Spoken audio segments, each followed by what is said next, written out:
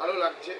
মাননীয় মুখ্যমন্ত্রী মমতা বন্দ্যোপাধ্যায় এবং মাননীয় সাধারণ সম্পাদক অভিষেক বন্দ্যোপাধ্যায়কে প্রতি আমি কৃতজ্ঞতা জ্ঞাপন করি যে তারা আমাকে মনোনীত করেছে এন্টালি বিধানসভার তৃণমূল কংগ্রেসের প্রার্থী রূপে। আমাদের যে কোনো লড়াই আমরা সিরিয়াসলি নিই, যদিও বা প্রতিপক্ষ চোখে দেখা যাচ্ছে না, তারা দূর দিগন্ত অব্দি নেই, কিন্তু আমরা আমাদের কাজটা 100% দিয়ে করব। যেভাবে দেখা গেছে যে আপনার প্রধানমন্ত্রী যখন আপনার ব্রিগেডে আসছে তখন দেখা যাচ্ছে মহিলাদের ওপর অত্যাচার, অর্থাৎ মন্ত্রীর বাড়ি ভাঙচুর। তো এগুলো আপনারা কিভাবে করবেন আপনারা আগামী দিনে? এটাই তো এদের কালচার। আপনি বাকি রাজ্যগুলোতে দেখুন, সেখানে মহিলারা কিভাবে নিপীড়িত। আর আমাদের রাজ্যে মুখ্যমন্ত্রী একের পর এক প্রকল্প নিয়ে আসে মহিলাদের জন্য, যাতে মহিলারা এগিয়ে যেতে পারে। কন্যাশ্রী, লক্ষ্মীর ভাণ্ডার, স্বাস্থ্যসাথীতে হেড অফ দ্য ফ্যামিলি মহিলা। এটাই ফারাক চিন্তা ভাবনা, এটাই ফারাক কালচারে। তারা জেতার পর ৩,০০০ টাকা করে দেবে বলছে, আগে কি দিতে পারবেন? এই তো বিহারে 10,000 টাকা দিয়েছিল, এখন বলছে সেটা লোন, সেটা ফেরত দিয়ে দাও। যারা এই রকম করে তো তাদের কথা কি মানুষ বিশ্বাস করে? আমরা দিচ্ছি আর তারা দেবে বলছে।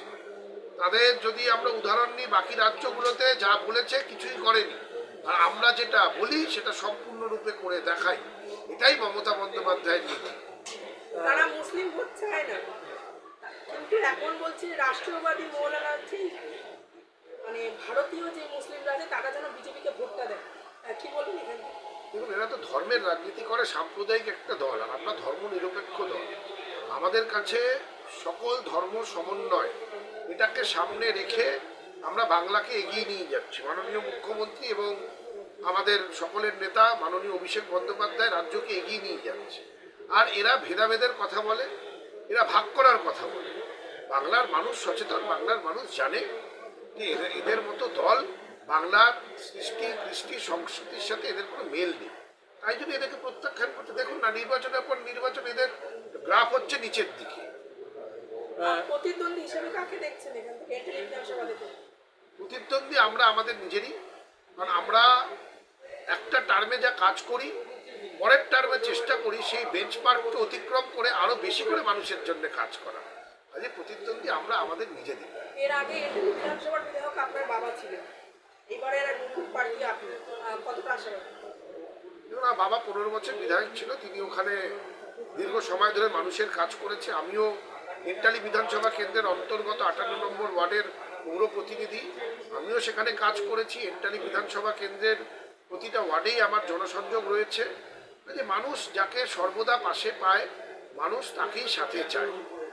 আচ্ছা, যারা এসআইআর হয়েছে অনেক জনের নামটা ডিলিট হয়ে গেছে আর পেন্ডিং গুলো আছে, এটা কোনো ইলেকশনের উপরে প্রভাব পড়বে? না, কোনো প্রভাব পড়বে না, কোনো প্রভাব পড়বে না।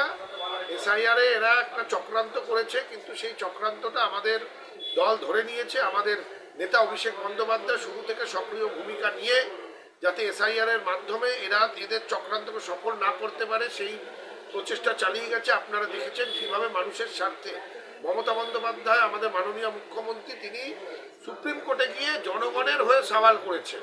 মানুষ তো এগুলো দেখছে যে কে তাদের পাশে দাঁড়াচ্ছে আর কে তাদেরকে বিদেশি বলে দাগিয়ে দিয়ে ভোটাধিকার কেড়ে নিয়ে তাদেরকে অসুবিধায় ফেলতে চাইছে। মানুষ এটা দেখছে, মানুষ বুঝছে, যা ভোট থাকবে তাই ভোট তৃণমূল পাবে।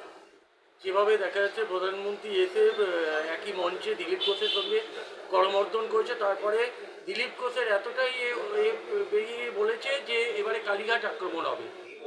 এরা সংস্কৃতি তো দেখলেন না, শশীবাজার বাড়ি আক্রমণ করলো। এদের এটাই সংস্কৃতি। এরা দাঙ্গাবাজ, এরা ঝামেলাবাজ, এরা শান্তির বাহক নয়, এরা অশান্তিকেই ভালোবাসে।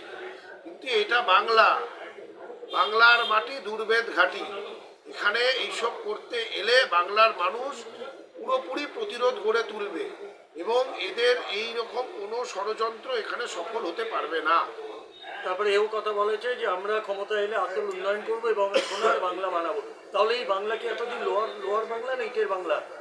মানুষ এই প্রশ্নের জবাব 23 তারিখ এবং 29শে এপ্রিল মানুষ ইভিএম মেশিনে তৃণমূলকে ভোট দিয়ে তৃণমূলের জোড়া সিম্বলের